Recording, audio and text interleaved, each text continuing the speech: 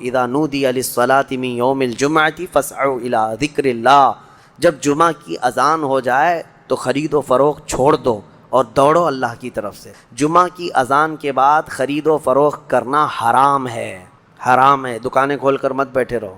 جمعہ کی اذان ہو گئی، وذروا البیع، اللہ نے فرمایا چھوڑ دو، خرید و فروخت وغیرہ ساری چیزیں چھوڑ دو۔ جمعہ کی اذان ہو چکی ہے، تمہیں بلایا گیا بھی، دوڑنا ضروری ہے۔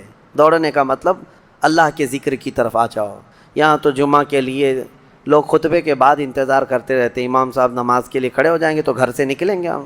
خطبہ بھی تمہارے لیے جمعہ کے واجبات میں سے ہے، اس میں ضروری ہے۔ بہرحال اللہ کریم نے اس میں سورہ جمعہ میں جمعہ کی نماز کے لیے فوراً اپنے ہاں سے نکلنے کا حکم فرمایا۔ صحابہ کا حال بھی یہی تھا۔ اور اس کے بعد اللہ فرماتا ہے جب نماز مکمل ہو جائے تو پھیل جاؤ زمین پر اور اللہ کا رزق تلاش کرو، بے شک اللہ تبارک و تعالیٰ بہترین رزق دینے والا ہے۔ منافقوں کے لیے بھی ایک پوری سورہ آئی ہے، سورۃ المنافقون، اور اللہ نے فرمایا اے محبوب جب آپ کے پاس منافق آئیں اور یوں کہیں گے نشہد انک رسول اللہ، وہ کہیں گے ہم گواہی دیتے ہیں آپ اللہ کے رسول ہیں، واللہ یشہد ان المنافقین لکاذبون، محبوب اللہ گواہی دیتا ہے کہ یہ منافق جھوٹ بولتے ہیں۔ وہ آپ کے سامنے آ کر کہتے ہیں کہ آپ اللہ کے رسول ہیں، لیکن اللہ گواہی دیتا ہے کہ یہ جھوٹ بولتے ہیں۔ آپ کو میں ایک بات بتاؤں، ایک جہاد میں حضور صلی اللہ تعالیٰ علیہ وسلم کے صحابہ سب گئے تھے، اس میں منافقین بھی اس وقت شامل ہو جاتے تھے۔ عبداللہ بن ابی جو منافقوں کا سردار ہے، جو جنگ احد میں 300 لوگوں کو لے کر الگ ہو گیا تھا، ایک غزوے سے واپس آ رہے تھے تو ایک کنویں پر صحابہ میں آپس میں تکرار ہو گئی، یعنی مہاجر صحابی تھے ایک اور ایک مدینے کے تھے، تو مدینے والے اور مکہ والے ان دونوں میں پانی کو نکالنے میں کوئی تکرار ہو گئی، تو وہ جو عبداللہ بن ابی تھا اس نے دیکھا اور کہا ان کی بہت ہو گئی ہے، مدینے میں آ کر کے اب یہ مدینے والوں پر قبضہ کر لیے اور اب تو اتنی ہمت ہو گئی کہ مدینے والوں کے ساتھ لڑائیاں بھی کرنے لگ گئے۔ تو عبداللہ بن ابی نے بھڑکایا، انصار کو جا کر کے بھڑکا رہا تھا کہ یہ مکہ سے ہجرت کر کے آئے اور دیکھو اب تمہارے لوگوں کو مارنے لگ گئے ہیں، یہ جھگڑنے لگ گئے ہیں۔ اور اس کے بعد اس نے باتوں میں یہ کہا کہ اب ہم مدینے جائیں گے تو ہم عزت والے لوگ وہاں جتنے ذلیل ہیں سب کو ہم نکالیں گے۔ اس نے کس کو کہا؟ حضور صلی اللہ علیہ وسلم کو اور ان کے صحابہ جو ہجرت کر کے آئے ان کو کہا جتنے ذلیل لوگ ہیں ہم ان کو نکالیں گے۔ یہ اس خبیث نے کہا تھا عبداللہ بن ابی نے۔ یہ باتیں چلنے لگیں اور عبداللہ بن ابی نے یہ کہا تو کچھ لوگوں نے سنا تھا، حضور تک یہ بات آئی نہیں تھی۔ اب مدینے کی طرف جب یہ قافلہ چلا تو بیچ میں عبداللہ بن ابی کا یہ بیٹے ہیں، عاشق رسول ہیں، باپ منافقوں کا سردار ہے، بیٹا پکا عاشق رسول ہے، مدینے کے باہر ہی اپنے باپ کا راستہ روک کر کھڑے ہو گئے۔ کہا میں نے سنا ہے کہ تم نے اللہ کے رسول اور ان کے ساتھی جو مہاجرین صحابہ ہیں ان کو کہا کہ ذلیل لوگوں کو تم مدینے سے نکالو گے۔ عبداللہ بن ابی جھوٹ بولتا تھا بہت، کہا کہ کس نے کہا، ایسی بات نہیں ہے، ویسی بات نہیں۔ تو اس کے بیٹے جو تھے انہوں نے کہا جس نے بھی کہا لیکن مجھے یقین ہے کہ تو نے کہا ہوگا۔ اپنے باپ سے وہ لڑتے رہے، کہا کہ نہیں میں نے ان کے لیے نہیں کہا، ان کے لیے نہیں کہا، میں فلاں کے لیے کہا۔ وہ ضد پر کھڑے تھے کہ میں اس وقت تک تجھے مدینے میں داخل ہونے نہیں دوں گا۔ اپنے باپ کو، مدینہ قریب ہے، اپنے باپ سے کہتے ہیں میں اس وقت تک مدینے میں داخل ہونے نہیں دوں گا جب تک تم اعلاناً یہ نہیں کہو گے کہ تم ذلیل ہو اور رسول اللہ عزت والے ہیں، جب تک تم یہ اعلان کے ساتھ نہیں کہو گے۔ بیٹا اڑ گیا اور منافقین کا سردار وہ کہنے لگا، حضور پاک صلی اللہ علیہ وسلم کے پاس آ کر شکایت کیا کہ یہ میرا بیٹا ایسا ایسا میرے متعلق کہہ رہا ہے، میں بھلا آپ کی تعریف کرنے والا آدمی، میں آپ کے گن گانے والا آدمی، مجھے یہ ایسا کہہ رہا ہے۔ تب آیتیں اتری، یہ پورے سورہ منافقون آ گئی۔ اللہ نے فرمایا یقولون لئن رجعنا الى المدینة لیخرجن الاعز منها الاذل وللہ العزة ولرسولہ وللمؤمنین ولکن المنافقین لا يعلمون۔ محبوب یہ منافقین کہتے ہیں کہ اگر ہم مدینے لوٹ آئے تو عزت والے لوگ ہم لوگ ان ذلیلوں کو نکالیں گے۔ خبردار، عزت اللہ کی ہے، عزت رسول کی ہے اور عزت ایمان والوں کی ہے، اور منافقین اس بات سے بے خبر ہیں، ان کو پتہ نہیں عزت کہاں ہے۔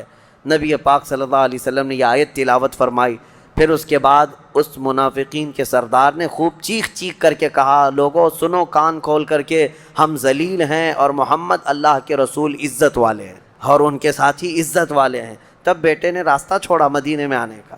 یہ صحابہ کا ایمان تھا، وہ حضور کے سامنے پھر کسی کو نہیں مانتے تھے۔ تو یہ حقیقت میں ایمان کا حصہ بھی ہے۔ الا لا ایمان لمن لا محبت لہ، جس کے پاس حضور کی محبت نہیں اس کا کوئی ایمان ہی نہیں۔ اسی کو اقبال نے بہت اچھے انداز میں کہا ہے، محمد کی محبت دین حق کی شرط اول ہے، اسی میں ہو اگر خامی تو سب کچھ نامکمل ہے، اسی میں ہو اگر خامی تو سب کچھ نامکمل ہے۔ اللہ کریم ہم سب کو نبی پاک صلی اللہ تعالیٰ علیہ وسلم کے جلووں میں زندگی عطا فرمائے۔ میرے عزیزو، اسی لیے کہتے ہیں نا، خالی دنیا مت مانگو۔ دنیا کیا ہے؟ یہ سب مانگنا کہ میرا بزنس، میری تجارت، میری جائیداد، میری پراپرٹی، میری زمین، میرا فلاں یہ بڑھتا جائے، یہ دنیا ہی تو مانگ رہے ہو آپ۔ اور اللہ فرماتا ہے جس نے ہم سے آخرت مانگی ہم اس کو دنیا بھی دیں گے اور آخرت بھی دیں گے۔ اسی لیے دوسرے پارے میں اللہ نے فرمایا فَمِنْهُمْ مَنْ يَقُولُ رَبَّنَا آتِنَا فِي الدُّنْيَا وَمَا لَهُ فِي الْآخِرَةِ مِنْ خَلَاقٍ، جنہوں نے یہ کہا نا ربنا آتنا فی الدنیا، اے ہمارے رب دنیا میں ہمیں کچھ دے دے، اللہ فرماتا ہے دے دیا جائے گا، وما لہ فی الآخرۃ من نصیب، اور آخرت میں ان کا کوئی حصہ نہیں ہو، من خلاق، آخرت میں کوئی ان کا حصہ نہیں ہوگا۔ ومنہم من یقول ربنا آتنا فی الدنیا حسنہ وفی الآخرۃ حسنہ وقنا عذاب النار اولئک لہم نصیب مما کسبوا، اللہ فرماتا ہے اور جنہوں نے کہا اے ہمارے رب ہمیں دنیا میں بھی اچھائیاں دے دے اور آخرت میں بھی اچھائیاں دے دے، رب فرماتا ہے، اور جنہوں نے یہ کہا اے اللہ ہم کو عذاب دوزخ سے بچا لے، رب فرماتا ہے یہ وہی لوگ ہیں جنہوں نے حقیقت میں حصہ حاصل کر لیا، آخرت بھی مانگ لیا، دنیا بھی مانگ لیا۔ دعا میں ہمیشہ یہی کیا کرو کہ اللہ ہماری آخرت اچھی کر، یہاں مانگ کر کے کتنا لے لو گے، کتنے دن تک؟ چلو آج آپ نے صحت مانگی، اے اللہ مجھے صحت عطا کر، طبیعت اچھی رکھ، اچھی بات ہے، لیکن کتنے دن تک رہو گے؟ 80 سال، 100 سال؟ 80 سال کے بعد جب بال سفید ہونے لگیں گے تب پھر تم یہ مانگو گے کہ اللہ پھر میرے بال کالے کر دے، پیٹھ جھکنے لگے گی تب یہ کہو گے کہ اللہ میری کمر سیدھی کر دے، دانت جھڑنے لگ جائیں گے کہو گے پھر اے اللہ میرے دانت صحیح کر دے۔ نظام ہے کائنات کا، صحت کو جانا ہے تو جو جانے والی چیز ہے اس کو ہی ہم مانگ رہے ہیں، جو ہم سے رخصت ہونے والی چیز ہے وہی ہم مانگ رہے ہیں۔ اولاد مانگ رہے ہو یہ بھی چھوٹنے والی چیز ہے، یہ ہم سے چھوٹنے والی چیز، ہر وہ چیز مانگتے ہیں ہم یہاں پر جو ہم سے رخصت ہونے والی ہے، اور جو ہمیشہ رہنے والی ہے وہ جنت ہے، اس کا سوال کیوں نہیں کرتے؟ اور ایک امام شیخ سعدی رحمۃ اللہ علیہ کی کتنی پیاری بات ہے، سنو، فرماتے ہیں موت سے بچنا ممکن ہے کسی کو؟ بتائیں کوئی بچ سکتا ہے؟ پاسبل ہے؟ موت سے بچنا کسی کے لیے بھی ممکن ہے؟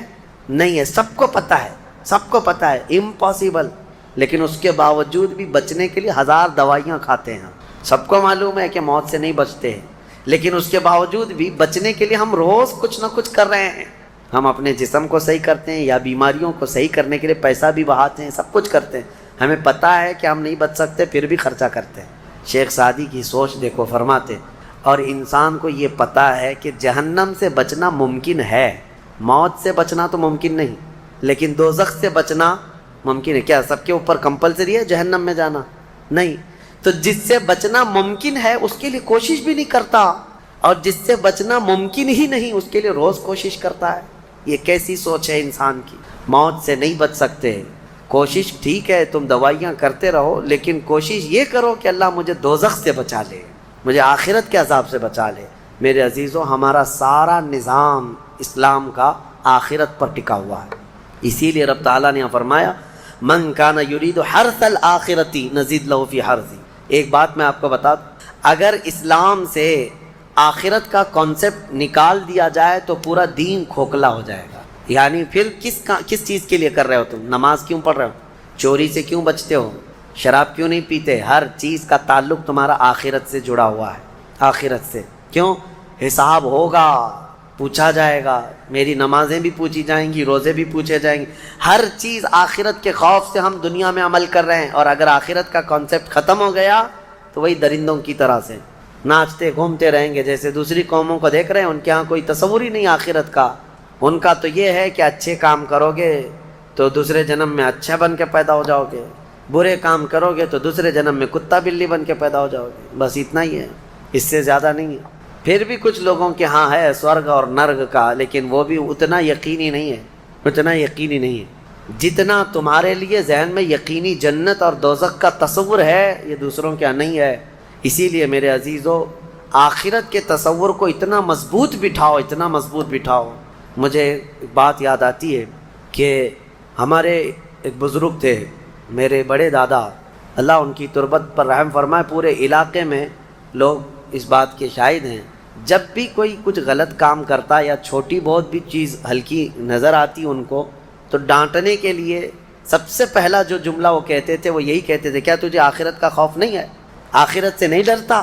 یہ ایک جملہ اکثر ہر کام پر، نماز کے سلسلے میں ہو یا کسی کو کہیں پر گپے لگاتے بیٹھے ہوئے دیکھتے تو یہ کہتے آخرت کا ڈر نہیں ہے۔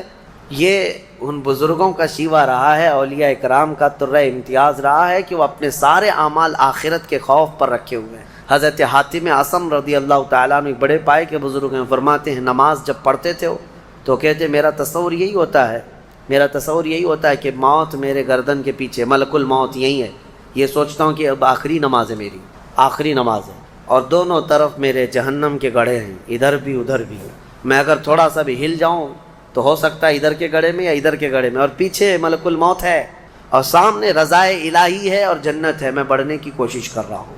اس تصور کے ساتھ وہ نماز پڑھتے تھے، اس تصور کے ساتھ، اور سجدے میں جاتے تو یہ کہتے کہ میرا آخری سجدہ ہوگا، ملک الموت پیچھے ہی کھڑا ہے میری گردن کے پاس، اور اگر میں تھوڑا بہت ہل گیا تو ادھر بھی دوزخ ہے ادھر بھی دوزخ ہے، سامنے کی طرف مجھے پورا تصور جمانا ہے، رضائے الہی ہے اور جنت میری یہاں ہے۔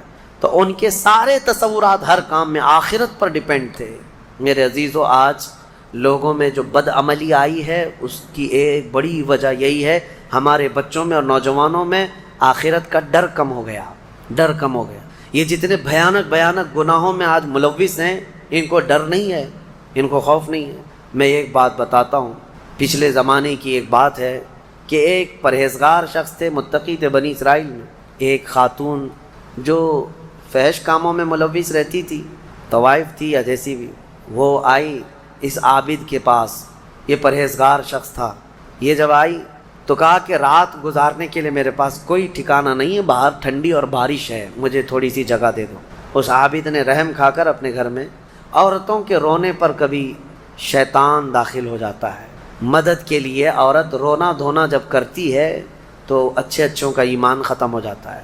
وہ عورت رونے لگی کہ میرا خود کوئی سہارا نہیں، بارش میں بھیگ جاؤں گی، میں تڑپ تڑپ کے ختم ہو جاؤں گا۔ اس عابد شب زندہ دار اس نے اپنے خانقاہ میں جگہ دی تھی۔ جب رات ہو گئی تو وہ عورت آئی اس کے سامنے آئی اور اوریانیت کے ساتھ عجیب و غریب حرکتیں کر کے اس کو گناہ پر ابھارنے لگی۔ وہ عابد تنہا تھا، وہ قریب آیا، اس کے بعد پوچھا کیا چاہتی ہے؟ کہا چل کوئی نہیں ہے رات میں، کوئی نہیں ہے، ہم لوگ اپنے جسموں کی سکون حاصل کر لیں۔ اس عابد نے کہا کہ ٹھیک ہے، میں اس سے پہلے تھوڑی دیر میں بھی آتا ہوں، خواہش ہے تیرے ساتھ آ جاتا ہوں، سوتا ہوں، لیکن اس سے پہلے میں دیکھتا ہوں۔ اس نے کیا کیا، گھر میں جو چراغ جل رہا تھا، بہت اس وقت مشعل جلائے جاتے تھے، کرنٹ تو نہیں، لائٹ نہیں، مشعل جو جلائے جاتے تھے، اس نے وہ مشعل کو قریب کیا، پہلے اس میں اپنی انگلی لگایا تو چمڑی جل گئی، ہاتھ جھٹکنے لگا۔ وہ خاتون تیار کھڑی تھی، پوچھنے لگی کہ کیا کر رہا ہے؟ کہا رک جا، دیکھ رہا ہوں۔ تھوڑی دیر کے بعد دوسری انگلی آگ میں لگایا، چمڑی جل گئی۔ پھر اس کے بعد وہ اسی طرح جلاتا رہا انگلی کو۔ اس خاتون نے پوچھا کہ کیا کر رہے ہو تم؟ اس عابد نے کہا میں دیکھ رہا ہوں، اس آگ کو میں برداشت کر سکتا ہوں تو پھر ٹھیک ہے، میں یہاں مزے بھی کر لوں گا، اس لیے کہ جہنم کی آگ اس سے 70 گنا زیادہ تیز ہے، میں نے سنا ہے۔ دیکھ رہا ہوں کہ یہاں کی آگ میں برداشت کر پاتا ہوں۔ 2 انگلیاں سامنے کیا، 3 انگلیاں کیا، 4 انگلیاں جب مشعل میں لگایا تو پورا چمڑا جل کر کے صرف انگلیوں کی ہڈیاں کالی ہو کر رہ گئی، ہاتھ پورا چمڑا لٹک گیا، پورا ختم ہو گیا، ہاتھ پورا جلا رہ گیا۔ وہ عورت چیخ مارنے لگ گئی کہ کیا کر رہا ہے، چمڑے کے جلنے کی بو آنے لگ گئی۔ اسی اثنا میں وہ عورت چیخ مار کر کے باہر نکلتی ہے کہ بچاؤ مجھے، بچاؤ، یہ پاگل ہو گیا، پاگل ہو گیا۔ بادشاہ کی پولیس وہاں سے گزر رہی تھی، آئی اور اس نے پوچھا کہ کیا ہوا ہے؟ کہا کہ اس عابد نے میری عزت پر حملہ کر دیا۔ تو پولیس اندر گھس گئی، دیکھا تو یہ بیٹھا ہوا تھا، اب آؤ دیکھا نہ تاؤ، حملہ کر دیا اس پر۔ لوگوں کو باہر پتہ چل گیا کہ ایسا ایسا ہوا ہے، ایک عورت آئی تھی اور اس پر عابد رات کو تنہائی میں اس کے ساتھ منہ کالا کر رہا تھا۔ تو لوگوں نے مارنا شروع کیا، اتنا مارا کہ وہ عابد مر گیا، انتقال ہو گیا، ختم ہو گیا۔ اب مسئلہ یہ ہے کہ اب لوگوں میں یہ بات پھیل گئی کہ اتنے سالوں جس کو ہم نے عبادت میں دیکھا تھا وہ ایک عورت کے چکر میں آخری وقت بہک گیا اور منہ کالا کر لیا۔ اب اس کے بعد اس کو اٹھاتے ہیں، اٹھا کر کے قبرستان میں جب دفن کرنے کے لیے رکھا گیا، قبر میں جیسی ہی رکھتے ہیں اس قبر میں تیز خوشبو بھر چکی ہے، ہر جگہ سے خوشبو کے جھونکے آ رہے ہیں۔ لوگوں نے کہا یہ بدکار آدمی کی قبر میں اتنی خوشبو کہاں سے آ رہی ہے؟ اس کو دفن کر دیا اور یہ بات مشہور ہونے لگ گئی۔ بادشاہ خود بھی آیا، پوچھا یہ کیا مسئلہ کیا ہے؟ تو لوگوں کو جب یہ بات سمجھ میں نہیں آئی تو علماء کو بلایا گیا اور پوچھا گیا کہ کیا مسئلہ ہے؟ کہا گیا کہ یہ بدکار نہیں ہو سکتا، یہ اللہ کی رضا میں انتقال کیا ہے۔ اس خاتون کو پکڑ کر لایا گیا، پوچھا گیا کہ کیا کیا معاملہ ہوا تھا، سچ بتا۔ اس عورت نے بتایا کہ اس کا کوئی مسئلہ نہیں تھا، یہ ڈرتا رہا اللہ سے اور آخرت سے ڈرتا رہا، اور رات میں یہ بیٹھ کر کے اپنی انگلیاں جلا لیا تھا اور یہ کہتا تھا کہ میں دیکھتا ہوں دنیا کی آگ سے میں برداشت کر پاتا ہوں تو ٹھیک ہے میں تیرے ساتھ مزہ کروں گا، نہیں تو پھر آخرت کا عذاب اس سے بھی بڑا سخت ہے۔ وہ یہ کہتا رہا اور میں بھاگ کر گئی، اتنے میں لوگ آئے اور اس کو مار دیے۔ بادشاہ نے پوچھا کہ دیکھو اس کو پھر سے نکالو، نکالا گیا۔ اس خاتون کے بتائے ہوئے اعتبار سے جب دیکھا گیا تو اس کا ہاتھ جلا ہوا ویسے ہی موجود تھا، جلا ہوا ہاتھ ویسے ہی موجود تھا جیسے اس عورت نے واقعہ سنایا تھا۔ پھر لوگوں نے بہت توبہ کی کہ اس کو مارنے کا کیا گناہ تھا، اس کا جرم تھا، لیکن بہرحال وہ شہید تھا۔ اس حکایت کو نقل کر کے فرماتے ہیں صاحب حکایت کہ یہ وہ لوگ تھے جن کا ہر کام آخرت سے جڑا ہوا تھا، وہ ایک حرکت بھی کچھ ان کو دنیا میں ڈگمگ نہیں کرتی، ان کے پاؤں کو نہیں پھسلا پاتی۔ کیوں؟ وہ ڈرتے اس بات سے تھے کہ آخرت میں کیا ہوگا، آخرت میں کیا ہوگا۔ میرے عزیزو، میں آپ کو بتاؤں زنا کی جو سزا ہم نے بتائی تھی، اس سے قبل بھی میں نے بتایا کوڑے مار دیے جائیں 100 یا سنسار کر دیے جائیں، یہ آخرت میں دی جانے والی سزا کا 100واں حصہ ہے، اس سے 100 گنا زیادہ سزا وہاں پر قیامت میں۔ تو پھر وہ کیسی ہوگی سزا؟ پھر 100 گنا زیادہ سزا کیا ہے؟ اسی لیے فرمایا گیا جہنم کا ہلکا عذاب۔ پوچھا گیا حضور سے سب سے کم عذاب کیا ہوگا، سب سے کم کسی کو عذاب دیا جائے گا اگر دوزخ میں تو کیا ہوگا؟ فرمایا گیا کہ اس کو آگ کی جوتیاں پہنائی جائیں گی جس کی گرمی سے اس کا بھیجا پک کر کے ابل رہا ہوگا، یہ سب سے ہلکا عذاب ہے دوزخ کا۔ پھر جہاں اللہ نے عذاب علیم کہا، عذاب عظیم کہا، عذاب مہین کہا، دردناک عذاب، بڑا عذاب، ذلت والا عذاب، تو پھر وہ کیسا ہوگا؟ بہرحال خلاصہ کلام میرا یہ ہے، آج ہم نے تلاوت میں یہی پایا کہ اے لوگو تم آخرت کے تصور پہ جیتے رہو، دنیا فانی ہے، دنیا فانی ہے، حساب کا ایک دن آئے گا۔ فَمَن يَعْمَلْ مِثْقَالَ ذَرَّةٍ خَيْرًا يَرَهُ وَمَن يَعْمَلْ مِثْقَالَ ذَرَّةٍ شَرًّا يَرَهُ۔ اللہ فرماتا ہے جس نے رائی کے دانے کے برابر نیکی کی وہ بھی دیکھے گا قیامت کے دن، اور جس نے رائی کے دانے کے برابر برائی کی وہ بھی قیامت کے دن دیکھے گا۔ آخرت آخرت آخرت، اپنے بچوں میں بھی ڈر اسی بات کا ڈالو کہ اللہ کریم کے ہاں حساب ہونا ہے، اللہ کے ہاں حساب ہونا ہے۔ آپ کو بتائیں وہ صحابی رسول جو گھر فجر کی نماز دوڑ کر کے چلے جاتے تھے، حضور کے پیچھے نماز پڑھتے تھے، کیوں؟ صحابہ اکرام نے ان کی شکایت کی تھی کہ یا رسول اللہ یہ نماز پڑھ کے اتنی تیزی سے بھاگ جاتے۔ حضور نے ان سے کہا پوچھو، ایک دن پکڑو۔ ایک دن انہیں روک لیا گیا، پوچھا گیا کیوں اتنی جلدی چلے جاتے ہو؟ انہوں نے کہا میرے پڑوسی میں، میرا پڑوسی ایک یہودی ہے، اس کے آنگن میں کھجور کا ایک درخت ہے اور اس کے شاخیں میرے آنگن میں بھی آئی ہیں، پکی کھجوریں صبح صبح گر جاتی ہیں آنگن میں، میرے بچے اٹھ جائیں تو کہیں وہ کھجوریں اٹھا کر کھا نہ لیں، اس لیے میں جلدی چلا جاتا ہوں کہ وہ کھجوریں جمع کر کے میں اپنے پڑوسی کو دے دوں۔ یہ آخرت کا ڈر ہے، یہ آخرت کا خوف ہے۔ عزیزان گرامی وقار، اپنے بچوں کو اس بات کا ڈر ڈالو۔ ایک بار حضور پاک صلی اللہ تعالیٰ علیہ وسلم کی بارگاہ میں صدقے کی کھجوریں آئی تھیں۔ حضرت امام حسن اور امام حسین چھوٹے تھے، بہت بچپنا تھا، کھجوریں اٹھا کر کے وہ بچے کھا رہے تھے، نواسا رسول اللہ کے نواسے، کل کائنات جن کے قدموں میں۔ لیکن نبی پاک صلی اللہ تعالیٰ علیہ وسلم جلدی سے تشریف لائے، صدقہ آل محمد کے لیے حرام ہے، انگلی حلق میں ڈال کر کے میرے آقا نے پورا نکال دیا، کہا کخ کخ، کھانسو اور کھانس کھانس کر کے نکال لو۔ حدیث پاک کے الفاظ ہیں، حضرت حسنین کریمین کے حلق میں سے حضور صلی اللہ علیہ وسلم نے آخری ذرہ تک نکالا کہ تمہارے حلق میں کوئی حرام چیز نہیں جائے۔ آخرت کا ڈر تھا یہ آخرت کا خوف ہے، جو چاہے چبا لے، جو چاہے بھر لے، اپنے بچوں کی تربیت بھی اسی انداز سے کرو کہ اللہ کے یہاں حساب ہونا ہے، اللہ کے یہاں حساب ہونا ہے۔ بچپن میں جتنا تم آخرت کا تصور اپنے بچوں میں ڈالتے جاؤ گے، جوانی میں یہ اللہ کا خوف ایسے ہی رکھیں گے۔ الحمدللہ آج مجھے فخر ہوتا ہے، کچھ نوجوان آتے ہیں اس بات کا سوال کرتے بھی ہیں کہ ان کی نوکری میں فلاں چیز ہوتی ہے، یہ میرے لیے حلال ہے یا نہیں، ورنہ آج کے اس پرفتن دور میں کون پوچھنے والا ہے؟ کون پوچھتا ہے؟ کیا ہمارے ڈیوٹی ایسی، ہماری جاب ایسی ہے، ہمیں بتائیں کہ یہ حلال کام کر رہا ہوں یا حرام کام کر رہا ہوں۔ اگر انہیں لگتا ہے شبہ ہے تو وہ نوکریاں بھی چھوڑ دیتے ہیں، نوکریاں بھی چھوڑ دیتے ہیں۔ ایسے بہت سارے نوجوان الحمدللہ۔ یہ ہوتا ہے آخرت کا خوف جب سوار ہو جائے ذہن میں تو اسے خود بخود یہ فکر ہی سیدھا کر دیتی ہے، کسی اور کی تقریر کی بھی ضرورت نہیں۔ آخرت کا خوف جب ذہن میں آ جائے تو اس کو خود بخود یہ چیز صحیح کر دیتی ہے۔ مجھے یاد ہے بہت چھوٹی عمر ہوگی میری، اسکول جب جاتے پہلی جماعت میں بھی نہیں، چھوٹی سی جماعت میں، نمازوں کی پابندی کا الحمدللہ ہمارے گھر میں بڑا اہتمام تھا۔ میرے والد گرامی عالم دین، بڑے نمازوں کی پابندی کا بہت سختی سے اہتمام کرتے۔ شام کے وقت اسکول چھوٹتی اور آ جاتے تھے تو عصر کی نماز نہیں پڑھی تھی، تو اس وقت جو ذہن میں بات ڈالی گئی تھی، فرمایا میرے والد نے کہا تھا کہ تمہیں پتہ ہے ایک نماز چھوڑنے کا جو عذاب ہے، اس نماز کا جتنی دیر تک ٹائم ہوتا ہے قبر میں فرشتے اتنی دیر تک اسے سزا دیتے رہتے ہیں۔ اس نماز کا ٹائم جتنی دیر تک ہوگا اتنی دیر تک فرشتے اسے قبر میں عذاب دیتے رہتے ہیں، سخت ترین عذاب دیتے ہیں۔ آج عمر کے اس حصے میں آ کر کے بھی وہ بات پتھر کی لکیر کی طرح بیٹھی ہوئی ہے۔ نمازوں کا وقت آتا ہے تو یہی ڈر لگتا ہے، عشاء اگر چھوٹ جا رہی ہے تو عشاء کا تو لمبا ٹائم ہے، مرنے کے بعد قبر میں اگر عشاء کا پورا ٹائم قبر میں فرشتے عذاب دینے لگ جائیں، کون برداشت کرے گا؟ اسی لیے چاہے سفر میں جائیں، چاہے تھکے ہوئے آئیں، کیسے بھی آئیں، لیکن عشاء پڑھ لیتے